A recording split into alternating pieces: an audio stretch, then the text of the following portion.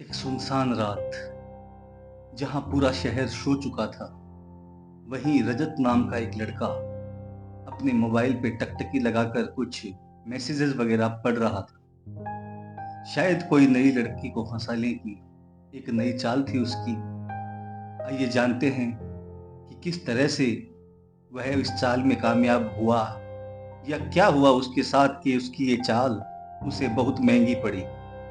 जी हाँ दोस्तों, मेरा नाम है मगन सोनी और आज की कहानी रजत के बारे में, जो कि एक ऐसा लड़का जो 3 से 4 महीने एक गर्लफ्रेंड के साथ बिताता है, फिर उसका मन भर जाने पर वह दूसरी लड़की की तलाश में लग जाता है।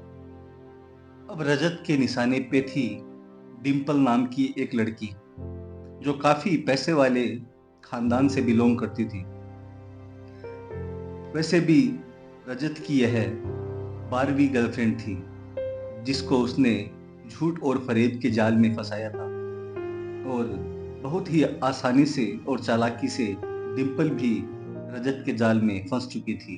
वह नहीं जानती थी कि उसके मन में कितना बड़ा शैतान बैठा है।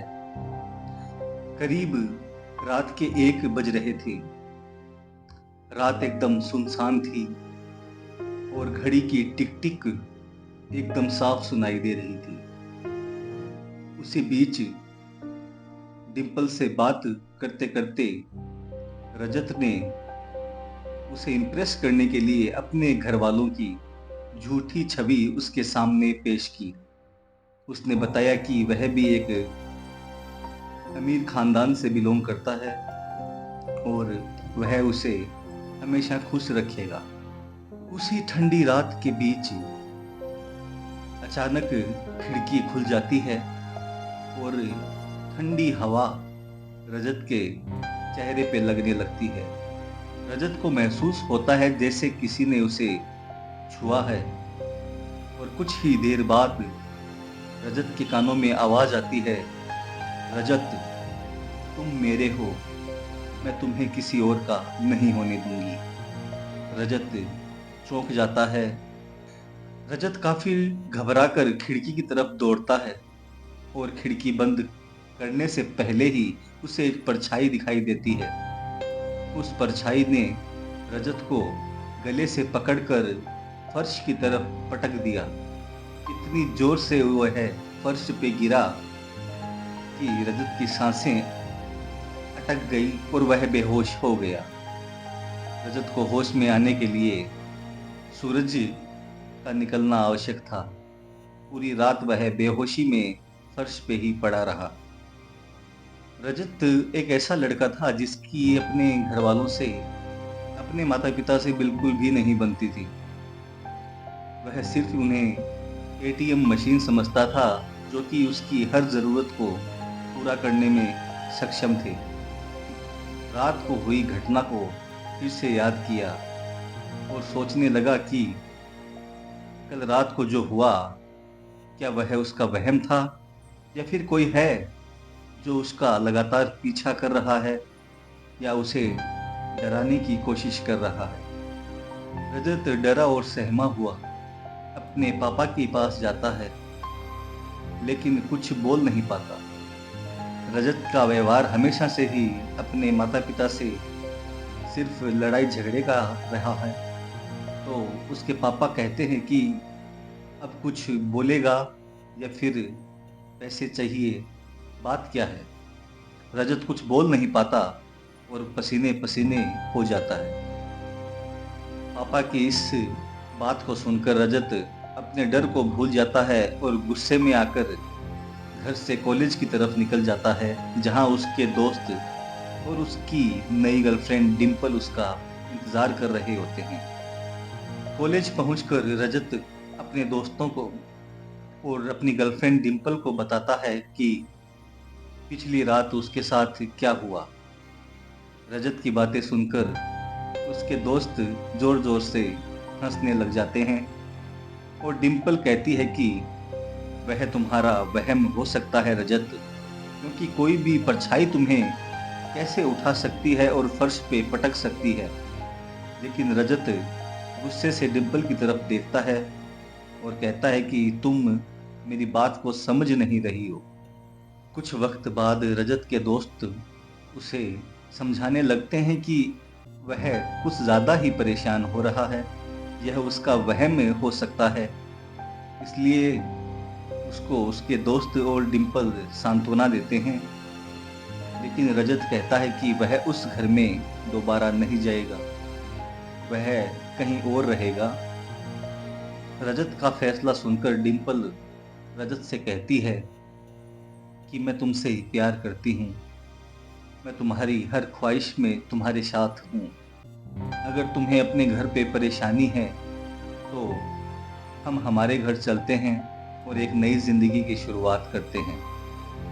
इतना कहकर वह दोनों कॉलेज से घर की तरफ निकल जाते हैं। दोनों अपना बैग पैक करते हैं और घर से रेलवे स्टेशन की तरफ बढ़ जाते हैं। डिम्पल का एक और मकान था जो कि लखनऊ में था। डिम्पल रजत को सलाह देती है कि वह लखनऊ जा सकते हैं क्योंकि वहाँ पर उनका एक फ्लैट है और वहाँ पे कोई रहता भी नहीं है, तो इसलिए वह उन दोनों के लिए एक अच्छा फैसला साबित हो सकता है। डिम्पल का सुझाव रजत को पसंद आता है और वह मान लेता है। कुछ ही देर बाद रेलवे स्टेशन पहुंचकर रजत जैसे ही ट्रेन में चढ़ने लगता है, उसे फिर से ऐसा फील होता है कि जैसे कोई उसके आसपास है। लेकिन जब वह देखता है पलटकर तो वहां कोई नहीं होता।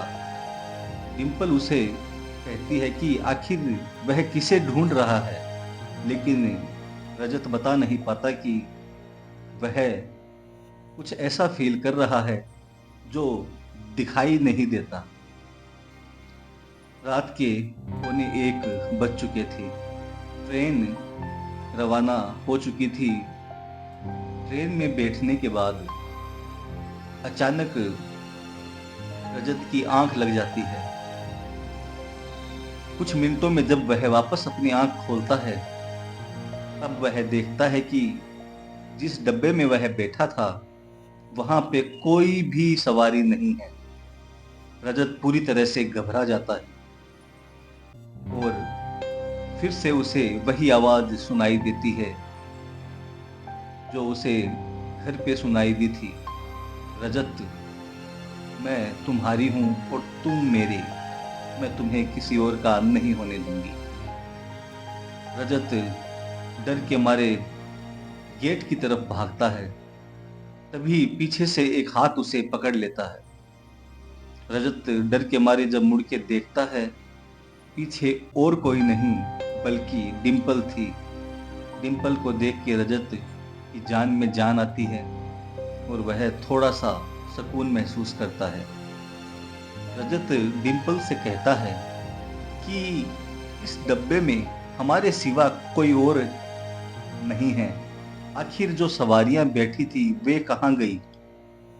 डिम्पल उसे बताती है कि यह स्पेशल डिब्बा है जिसमें कि लिमिटेड लोग ही सफ़र करते हैं और जो सवारियां बैठी थी वह पिछले स्टेशन पे ही उतर चुकी है। रजत को कुछ समझ नहीं आ रहा कि आखिर उसके साथ हो क्या रहा। कुछ दूर ट्रेन चलने के बाद डिम्पल रजत से कहती है कि उसे बाथरूम जाना है, इसलिए वह उसका इंतज़ार करे, वह 2 मिनट में वापस आ रही है। ऐसा कहकर डिम्पल बाथरूम की तरफ निकल जाती है और रजत को कुछ अलग सी आवाज़ें सुनाई देती है।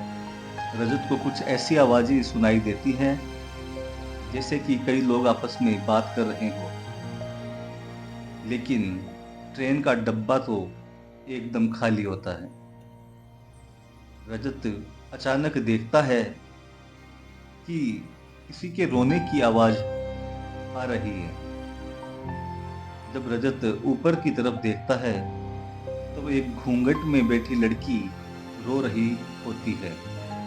वह उस लड़की को देखकर चौंक जाता है कि अचानक यह लड़की इस डब्बे में कहाँ से आई। रजत उस लड़की से पूछता है कि आखिर वह क्यों रो रही है।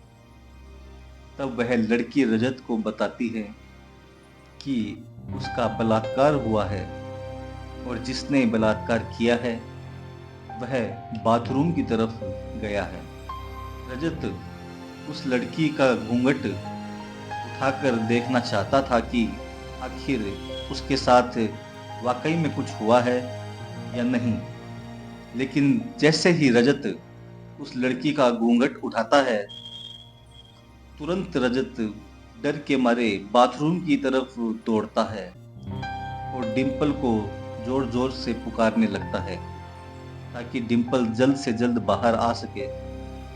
कुछ देर बाद जब बाथरूम का दरवाजा खुलता है तब रजत देखता है कि वहां डिम्पल है ही नहीं, वहां तो वो लड़की थी जो रो रही थी। यह देखकर वह बुरी तरह डर जाता है और अपना मानसिक संतुलन खो बैठता है। डर के मारे रजत दौड़कर ट्रेन के गेट की तरफ बढ़ता है और पैर फिसलकर चलती ट्रेन से वह नीचे गिर जाता है, जिससे उसकी मौकाई वारदात पर ही मौत हो जाती है।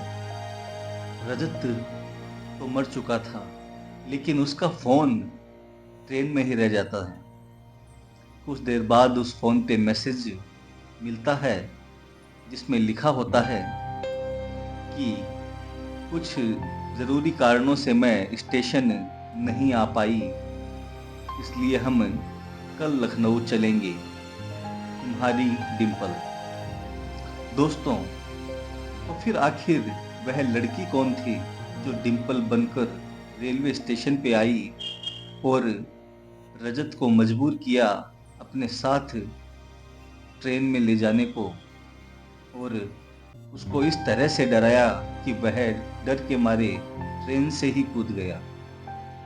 जब इस बात की पड़ताल घर वालों ने की तब उन्हें पता चला कि उसकी एक डायरी है जिसमें कि वह अपनी रोज की जिंदगी में जो भी होता था वह लिखता था। पुलिस को जब वह डायरी मिली तब उसके सारे कच्चे चिट्ठे पुलिस को पता चले कि उसने 4 साल पहले चलती ट्रेन में एक लड़की का रेप किया था। उसी का बदला लेने के लिए उस लड़की ने उसे ट्रेन में ही वापस बुलाया और वह आत्मा डिम्पल का वेश बनाकर रजत को हमेशा हमेशा के लिए अपने साथ ले गई। इस तरह से बदला पूरा हुआ एक लड़की का और एक बदला पूरा हुआ एक बलात्कारी को सजा देने का। दोस्तों, उम्मीद करते हैं आपको कहानी पसंद आई होगी। पसंद आई हो और इसी तरह की कहानियाँ अगर आप देखना चाहते हैं तो चैनल को सब्सक्राइब करना ना भूलें। जय हिंद, वंदे मातरम।